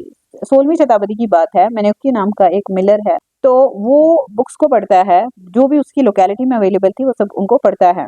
He reinterpreted the message of the Bible and formulated a view of God and creation that enraged the Roman Catholic Church। अब उसने क्या किया? नए तरीके से Bible के जो messages थे वो बताना शुरू किए और फॉर्मुलेट किए, जो गॉड के व्यू हैं और क्रिएशन के व्यू हैं, मतलब भगवान की जो विचारधारा है, जो वो हमसे कहना चाहते हैं, वो करवाना चाहते हैं, उनके बारे में कुछ अपने विचारधाराएं सामने रखी, बाइबल में लिखी गई जो थी वो। तो इससे क्या हो गया, गुस्सा आ गए कौन, कैथोलिक चर्च के जो अथॉरिटीज थे, पादरी लोग हुआ करते थे, वो काफी निराश हो चुके थे। When the Roman church began to its inquisition to repress heretical ideas, Menocchio was hauled up twice and ultimately executed. तो जब रोमन चर्च ने इसकी इंक्वायरी करना, इंक्विजिशन होता है न्यायिक जांच करना शुरू करना, तो हेरेटिकल क्या हो गया, जिसे आप कह सकते हैं विधर्मी, कह सकते हैं पाखंड, इसको कैथोलिक चर्चेज ने पाखंड का नाम दिया और इसकी इंक्वायरी करना शुरू करी। पहले तो जो मोनेक्यो नाम का जो ये मिलर है, उसे क्या किया गया, 2 बार लगभग इसे रोका गया, इसके ऊपर काफी लगाम कसने की कोशिश करी गई, उसके बाद उसे एग्जीक्यूट कर दिया गया, यानी उसे मार दिया गया। The Roman church troubled by such effects of popular readings and questionings of faith imposed severe control over publishers and booksellers and began to maintain an index of prohibited books from 1558। तो जब ये जो क्रांतिकारी विचार लोगों के उभरने लगे, लोगों को सही नॉलेज बाइबल का होने लगा, पता चलने लगा कि एक्चुअली बाइबल में लिखा क्या है और चर्च के लोग उनसे क्या करवाते थे, तो इससे क्या होता है कि जो कैथोलिक चर्च की अथॉरिटी है उसको इफेक्ट होने लगा, वो हिलने लगी, उनको प्रॉब्लम होने लगी, लोग क्वेश्चन करने लगे, वो अब ये चीज को वो बेयर नहीं कर पा रहे थे। तो इसकी वजह से उन्होंने काफी ज्यादा जो पब्लिशर्स थे, जो पब्लिश करते थे बुक्स को, उनके ऊपर रोक लगा दी गई, जो बुक्स बेचते थे उनके ऊपर रोक लगा दी गई और इंडेक्स बना के रखा कि कौन सी बुक्स को प्रोहिबिट करना है, किसको किसको रोक के रखना है, जिसे बेचना नहीं है। 1558 से ये लागू कर दिया उन्होंने कानून। तो बाकी ये हमारे पास हैं कि जो डिफिकल्ट वर्ड्स थे, वो सेडिशियस क्या होता है बेटा, सेडिशियस एक्शन, स्पीच और writing that has seen and opposing the government. तो ऐसा लगता है कि सेडिशियस जो है जो शंका, जिसकी शंका के दायरे में आता हो कि भाई गवर्नमेंट के अगेंस्ट जा रहा है ये लोग इंसान। तो सेटिएटी क्या होता है, the state of being fulfilled much beyond the point of satisfaction. तो जो इंसान सेटिस्फाई नहीं होता है कॉमन नोशन से, दैट इज सेटिएटी। अब सोर्स है, ये इंपॉर्टेंट होता है इसीलिए हमें पढ़ना है इसे, ठीक है। तो Erasmus, a Latin scholar and a Catholic reformer, Erasmus नाम के एक लैटिन स्कॉलर हैं, तो और कैथोलिक रिफॉर्मर भी थे हैं ये, who criticized the excesses of Catholicism but kept his distance from Luther, expressed a deep anxiety about printing, he wrote in Edges, तो 1508 में लिखा उन्होंने। ये स्कॉलर हैं एक, और ये हमेशा लूथर से दूर रहा करते थे, हालांकि कैथोलिसिज्म इन्हें पसंद नहीं था, ये उसके खिलाफ बोलते थे, और प्रिंटिंग की जो रेवोल्यूशन था उसकी जो प्रभाव को लेकर के इनकी चिंता थी, वो भी ये जताया करते थे। To what corner of the world do they not fly these swarms of the new books. तो उनका कहना था कि दुनिया के किस कोने तक नहीं जा सकते ये, क्योंकि अगर बुक है तो बुक प्रिंट हुई है तो दुनिया के किसी भी कोने तक जाएगी, और जो इसकी आग की लपटें हैं उसमें सब लोग लपेटे में, सब एरिया आएंगे। It may be what one here and there contributes something worth knowing, but the very multitude of them is hurtful to scholarship because it creates a glut, and even in good things satiety is most harmful। तो उनका कहना था कि जो writing है या printing है, इसका कंट्रीब्यूशन जो है बहुत बड़े लेवल पे होगा। ऐसा है कि ये स्कॉलरशिप के लिए काफी दुखदाई होगा कि अगर देखो कभी कभी बहुत भरमार मटेरियल की हो जाती है, और अच्छी चीजें भी कभी कभी कुछ लोग जो हैं कॉमन नोशन को नहीं मानते, कुछ लोग कॉमन नोशन को नहीं मानते, अपोज करते हैं, जो कि नुकसानदेह हो सकता है, क्योंकि अगर वो नहीं मानते किसी चीज को तो वो उसके अगेंस्ट आवाज उठाएंगे, जिससे क्या होगा, रेवोल्यूशन के सिचुएशंस बनते हैं।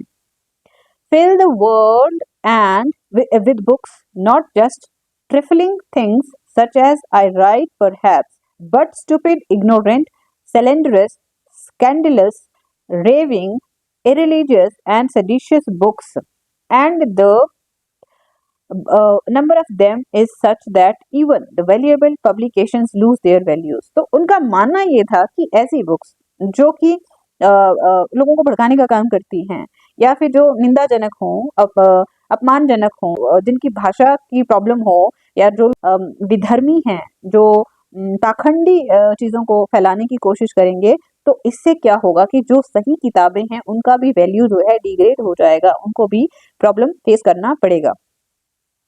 अब the reading mania, reading mania क्या होता है कि पढ़ने की एक सनक है इंसान को। Through the 17th and 18th centuries, literacy rates went up in most parts of Europe.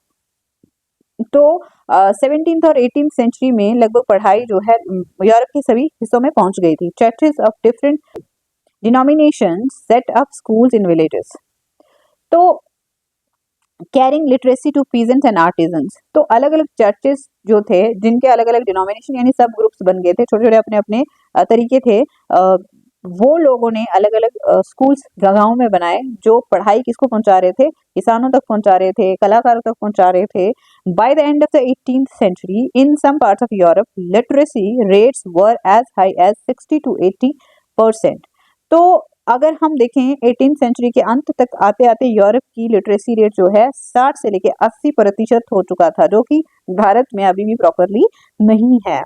As literacy and schools spread in European countries, there was a virtual reading mania।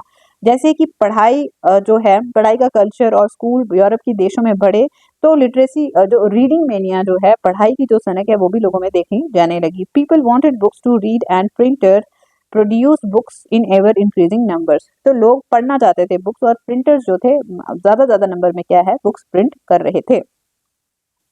New forms of the popular literature spread in prints, targeting new audiences।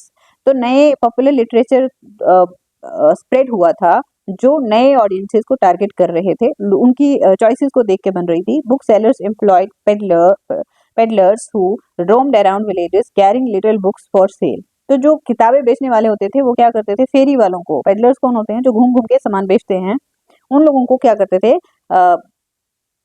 Employ करते थे, नौकरी देते थे।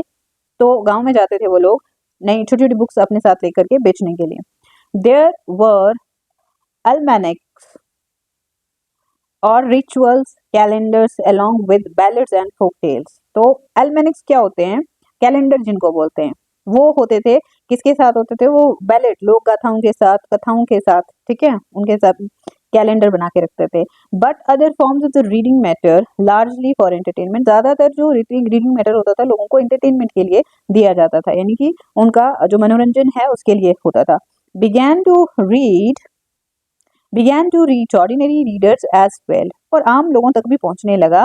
In England penny chalk books were carried by petty peddlers known as chapmen।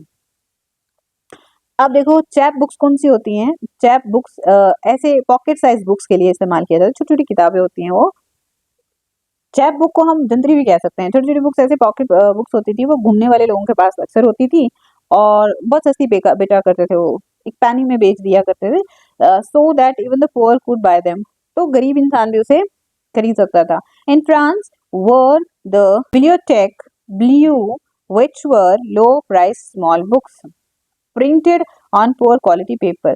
तो France में कुछ ऐसी किताबें आई थी जिनको बिब्लियोथेक ब्लू बोलते थे। ये सस्ती किताबें होती थी, ये ऐसे पेजेस की क्वालिटी इनकी अच्छी नहीं होती थी सस्ते पेज पे। And bound in cheap blue covers, और थोड़े सस्ते ब्लू कलर के कवर होते थे, उनमें इनको बाइंड किया जाता था। Then there were the romances printed on 4 to 6 pages. तो इनमें कुछ रोमांस प्रिंट करे जाते थे 4 से 6 पेजेस पे। And the more substantial histories which were stories about the past.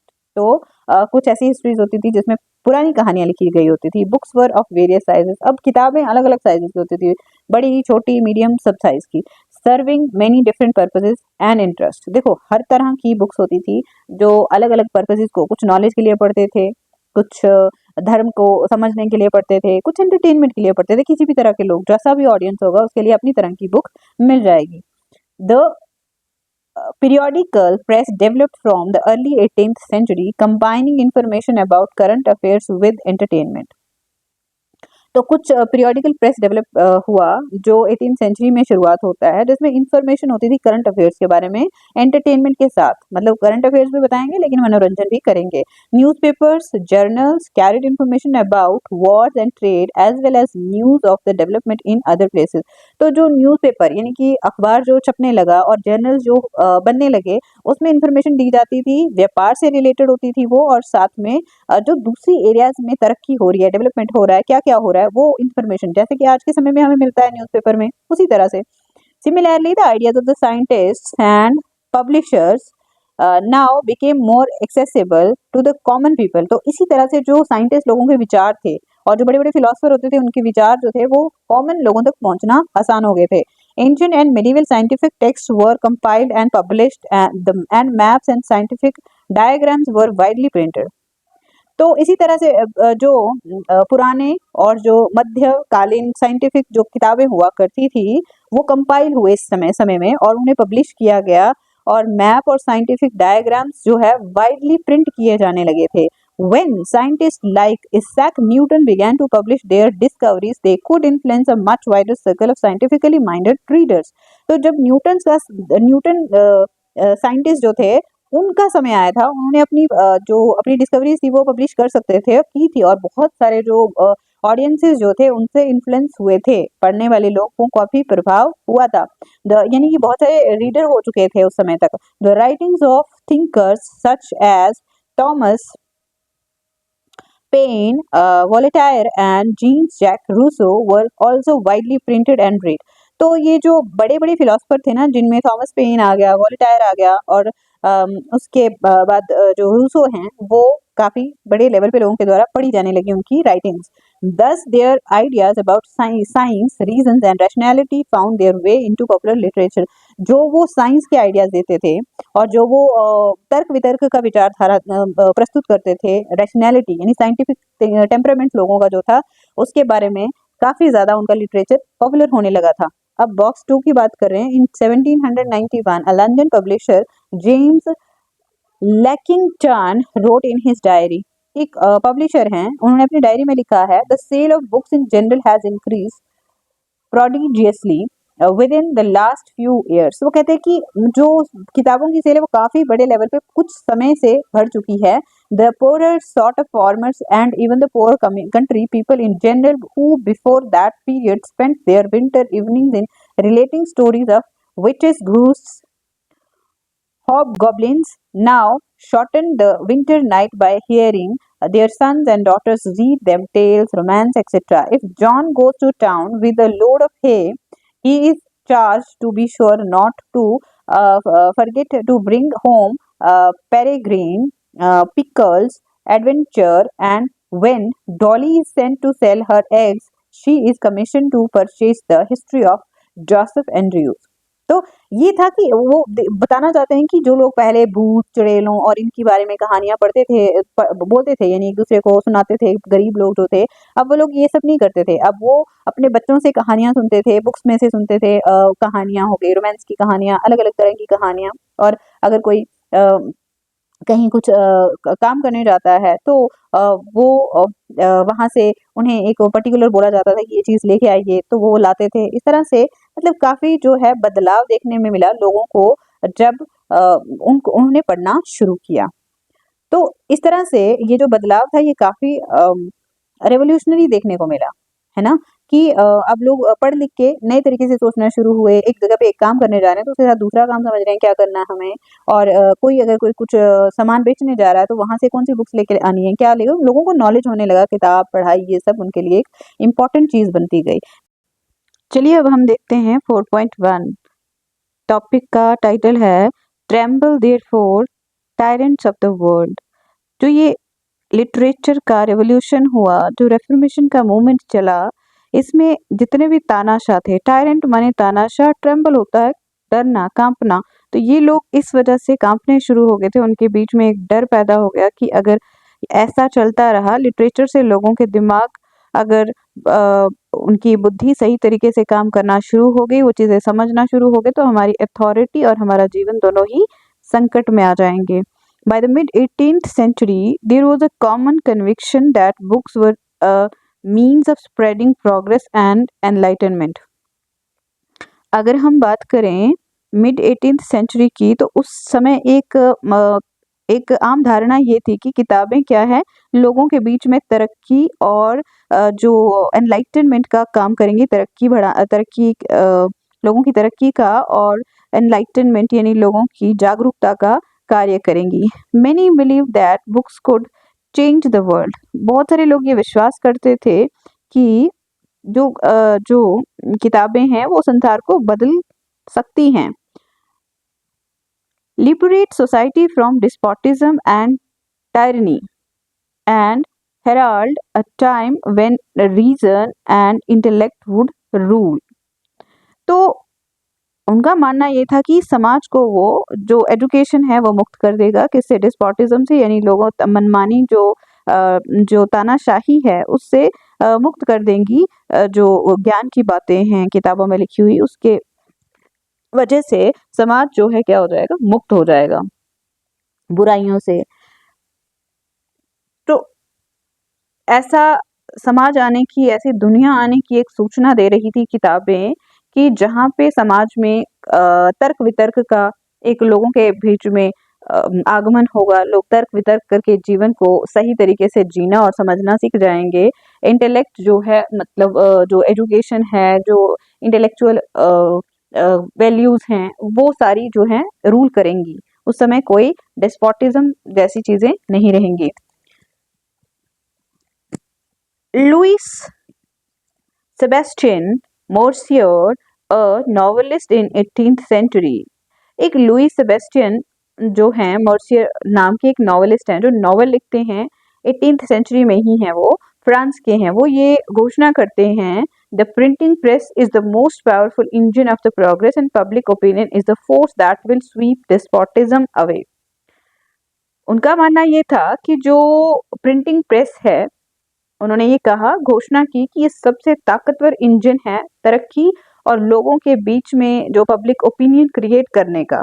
और साथ में जो लोग हैं वो एक डिस्पोटिज्म को खत्म करने में, उसे साफ करने में इसका एक फोर्स बनेंगे कि जब इंटेलेक्चुअल लोग आएंगे तो वो डिस्पोटिज्म का विरोध करेंगे और नए सुशासन की स्थापना होगी. In many of Mercier's novels, the heroes are transformed by acts of reading.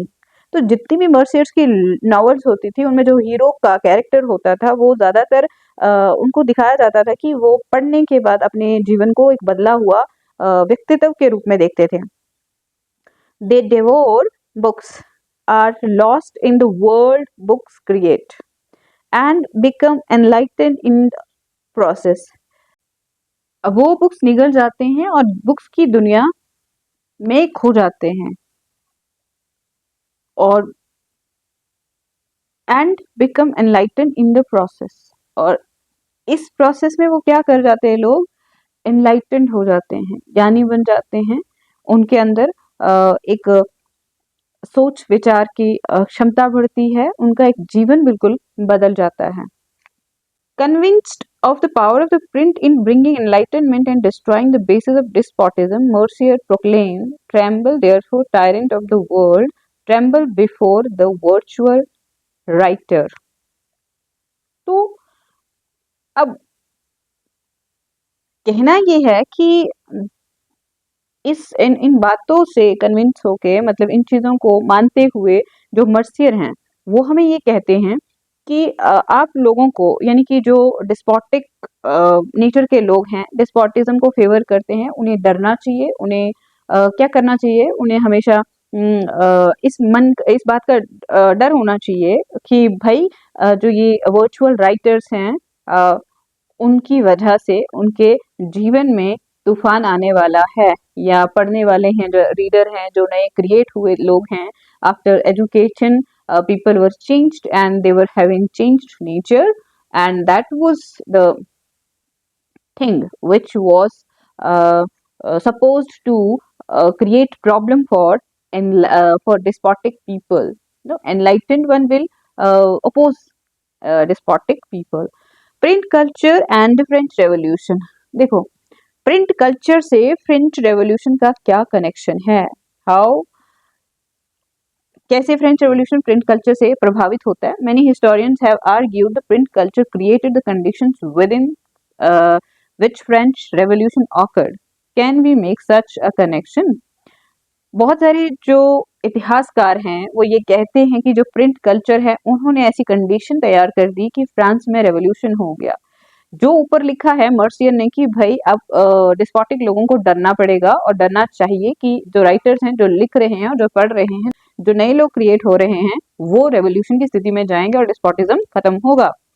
तो ऐसी कंडीशन बनी और उसके बाद एक लिविंग एग्जाम्पल लोगों के सामने आ जाता है। और क्या हम ऐसा कोई कनेक्शन बना सकते हैं? फिलहाल हम इसमें ये देखते हैं, 3 types of arguments have been usually put forward. 3 तरह की जो आर्ग्यूमेंट्स हैं वो सामने रखी गई। First, print popularise the ideas of the enlightenment thinkers. Collectively, their writings provided a critical commentary on tradition, superstition and despotism. पहला आर्ग्यूमेंट ये कहता है कि जो प्रिंट है उसने एनलाइटनमेंट के आइडिया को जो है उसको पॉपुलराइज किया, उसे बढ़ावा दिया। तो उससे क्या होता है कि जो थिंकर्स हैं और थिंकर्स ने जो आइडियाज दिए तो और उनकी जो राइटिंग है उससे लोगों के बीच में क्या होता है, क्रिटिकल कमेंट्री, यानी कि उनकी क्रिटिकल थॉट्स जागने लगे, है ना, किसी चीज को एक्सेप्ट नहीं करने लगे, वो बिना रीजन के, बिना तर्क वितर्क की चीजों को एक्सेप्ट ना करना, और कुछ ट्रेडिशन जो अच्छे नहीं है, एक्सेप्टेबल नहीं है लोगों के लिए और लोगों के लिए काफी पेनफुल भी हो सकते हैं। तो ऐसे ट्रेडिशन और सुपरस्टिशन का जो है उस पे क्रिटिसिज्म आना शुरू हुआ। They argued for the rule of the reason rather than custom and demanded that everything be judged through the application of reason and rationality. तो वो आर्ग्यू क्या करते हैं कि जो रूल होना चाहिए वो किसका होना चाहिए? रीजंस का होना चाहिए। कारण क्या है भाई, कोई भी काम है तो उसका कारण क्या है, क्यों हो रहा है। हमें पानी पीना है तो क्यों पीना है? क्योंकि हमें प्यास लगी है, उसका कारण है ना, तो तभी हम पानी पी रहे हैं। तो that is what they were demanding, no. So now देखते हैं हम कि वो कहते थे कि रीजन की बात करो ना कि कस्टम्स की। पीछे से रीतें आ रही हैं उसको हम फॉलो नहीं करेंगे विदाउट हैविंग एनी रीजन। और उन्होंने ये डिमांड किया कि हर एक चीज को जज किया जाए, देखा जाए, उसका आंकलन किया जाए कि उसका एप्लीकेशन क्या है और उसके पीछे का रीजन क्या है, उसका साइंटिफिक जो जो तर्क है, जो हम कह सकते हैं कि साइंटिफिकली वो कितनी ज्यादा वैल्यू वर्थ है, कितनी ज्यादा प्रूवन है। तो तब जाके आप हमारे सामने कोई बात रखिए तो हम मानने को तैयार हो जाएंगे। They attack the sacred authority of the church and the despotic power of the state, thus eroding the legitimacy of the social order based on tradition. तो उन लोगों ने क्या किया कि जो सेक्रेड अथॉरिटी होती थी, पवित्र जो एक पोस्ट होती थी चर्च की, उसके ऊपर अटैक करना शुरू कर दिए और उन्होंने डिस्पोटिक जो मनमानी जो पावर हुआ करती थी स्टेट के पास, उसके खिलाफ बोलना शुरू किया। तो इससे क्या हुआ कि जो सोशल ऑर्डर था उसकी लेजिटिमेसी को उन्होंने उखाड़ने का काम किया, जो ट्रेडिशन पे बेस्ड थी, है ना। तो एनलाइटनमेंट की वजह से उन्होंने एकदम से चर्च के अगेंस्ट बोलना शुरू किया, चर्च के खिलाफ खड़े हो गए, स्टेट के खिलाफ खड़े हो गए, उनकी गलत जो धारणाएं थी सबके खिलाफ उन्होंने आवाजें उठाना और मोर्चे खड़े करना शुरू कर दिए। The writing of Voltaire and Rousseau were read widely. तो जो वॉल्टेयर थे और जो रूसो थे, उनकी जो राइटिंग्स थी वो लोगों के द्वारा बहुत बड़े लेवल पे पढ़ी जाने लगी और ये बहुत ज़्यादा, ये जो थिंकर थे वो काफ़ी क्रिटिकल थे उस टाइम की जो रूलिंग अथॉरिटीज थी उनके अगेंस्ट, एंड जो ट्रेडिशंस थे विच वर इम्पोज्ड ऑन द पीपल, तो वो इन सब के अगेंस्ट बहुत कुछ बोलते और लिखते थे, तो वो पढ़ी जाने लगी लोगों के द्वारा। And those who read these books saw the world through their eye, through new eyes that were questioning, critical and rational। तो जो लोग पढ़ रहे थे इन बुक्स को, उन्होंने दुनिया को, उनकी जो नज़र है दुनिया को देखने की बदल गई। अब वो अलग नज़रिए से लोगों को देखने लगे, दुनिया को देखने लगे, वो क्वेश्चन करने लगे अननेसेसरी बातों को और क्रिटिकली सोचने लगे उन चीज़ों के ऊपर, और रैशनैलिटी उनके पीछे की जो है उसको फाइंड करने की कोशिश करने लगे, है ना। तो सेकंड क्या है, फर्स्ट में तो अब एनलाइटन थिंकर्स की जो राइटिंग है उसने रीजन और रैशनैलिटी का जो एक कॉन्सेप्ट है लोगों के बीच में डाल दिया। सेकंड में क्या बोलते हैं, print created new culture of dialogues and debates. अब दिमाग में कुछ आया तो उसके बाद उसको इम्प्लीमेंट करने का कोई तरीका तो होगा। सबसे पहले तो डिबेट्स करेंगे, डायलॉग करेंगे, बात करेंगे उसके ऊपर, है ना। All values, norms and institutions were re evaluated and discussed by a public that had become aware of the power of reason and recognize the needs to question existing ideas and beliefs। जितनी भी values थी, norms थे और institutions थे, उनकी evaluation होने लगी, यानी कि उनका दोबारा से जांच की जाने लगी और उनके ऊपर डिस्कशन होने लगे, पब्लिक डिबेट होने लगे, पब्लिकली लोग बातें करने लगे और कुछ लोग अवेयर हो गए, पावर्स और रीजंस को लेकर बातें होने लगी, है ना। किसी चीज का अगर कोई काम हो रहा है उसके पीछे का कोई ना कोई रीजन होना चाहिए। And recognise the need to question existing ideas and belief, और उन्होंने इस चीज को भी समझा, पहचाना कि जो एग्जिस्टिंग आइडियाज और बिलीफ्स हैं उनको क्वेश्चन करना भी जरूरी था। कि अगर आप कुछ कर रहे हो, अथॉरिटी इस तरह से कहती है लोगों को कि तुम्हें ऐसा करना है या तुम्हें हमारे हिसाब से इस तरह से चलना है, दिन को रात बोलो तो रात होगा, तो इस तरह से कैसे हो सकता है, कुछ चीजें वैलिड नहीं है, उनके ऊपर क्वेश्चन उठाना जरूरी है। With in this public culture new ideas of social revolution came into being. अब देखो इतनी डिबेट्स एंड डिस्कशंस होना शुरू हुए, कुछ गलत चीजें सामने आई जो लोगों के लिए अच्छी नहीं थी, फेवरेबल नहीं थी, जिसकी वजह से वो लोग सफर कर रहे थे। तो इससे एक रेवोल्यूशन की भावनाएं आना शुरू हो गई लोगों के अंदर। हाँ, पहला तो थिंकिंग जनरेट करता है, फर्स्ट जो हमारे पास आइडिया, फर्स्ट जो आर्ग्यूमेंट है वो रीजन डेवलपमेंट करने का या क्रिटिकल थिंकिंग का डेवलपमेंट करता है। दूसरे में डायलॉग और डिबेट्स होते हैं जो रेवोल्यूशन की तरफ लेके जाते हैं। थर्ड क्या कहता है, by the 1780s there was an outpouring of literature that mocked the royalty and criticized their morality. In the process, it raised questions about the existing social order. तो थर्ड आइडिया है वो क्या कहता है कि 1780s के time क्या हुआ, जो अब जो लिटरेचर था उसमें जो रॉयल्टी, बड़े राजसी बातें होती थी, जो उनका मजाक बनाया जाने लगा और उनकी जो मोरालिटी थी, जो उनका जो मॉरल स्टैंडर्ड था, उसको क्रिटिसाइज किया जाने लगा कि किस तरह की मोरालिटी है, किस तरह के दायित्व निभाए जा रहे हैं। तो अगर आप फ्रेंच रेवोल्यूशन को 9th में पढ़े होंगे तो वहां पे दिखाया गया है कि क्या होता है कि बहुत समय तक असेंबली के इलेक्शन ही नहीं होते, 100 साल बीत जाते हैं तो कोई भी बॉदर नहीं करता है, जिसको मन करता है वो अपने ही नियर्स एंड ईयर्स को क्या करते हैं, अपॉइंट कर देते हैं और रूल करने आ जाते हैं।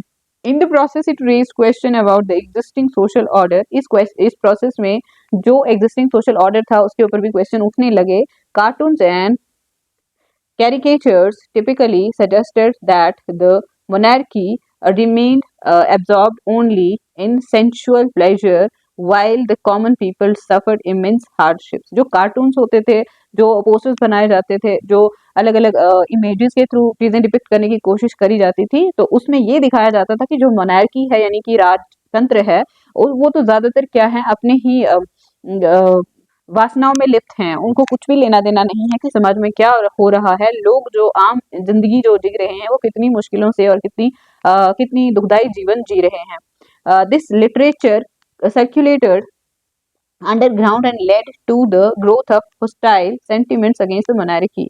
ये जो लिटरेचर था ना, ये सर्क्यूलेट होता है अंडरग्राउंड और ये हॉस्टाइल सेंटिमेंट्स क्रिएट करता है लोगों के अंदर, यानी कि राजाओं के खिलाफ इस लिटरेचर ने लोगों को भड़काने का कार्य किया है। तो how do we look at these arguments, तो कैसे हम देखते हैं इन आर्ग्यूमेंट्स को, इन जो वाद विवाद हुए इनको। There can be no doubt that print helps the spread of the ideas. इसमें कोई शक नहीं है, कोई दो राय नहीं है कि जो प्रिंट है उसकी वजह से क्या होता है, जो आइडियाज का स्प्रेड होता है। अब लोगों तक बातें कैसे पहुंचती हैं, एक इंसान लिख रहा है, अपने विचार लिख रहा है और लोगों तक वो लिख के दिए जा रहे हैं और वो लोग पढ़ रहे हैं, इस तरह से आइडियाज स्प्रेड होने लगे। But we must remember that people did not read just one kind of literature. लेकिन हमें ये भी ध्यान में रखना है कि लोग एक तरह का लिटरेचर नहीं पढ़ते।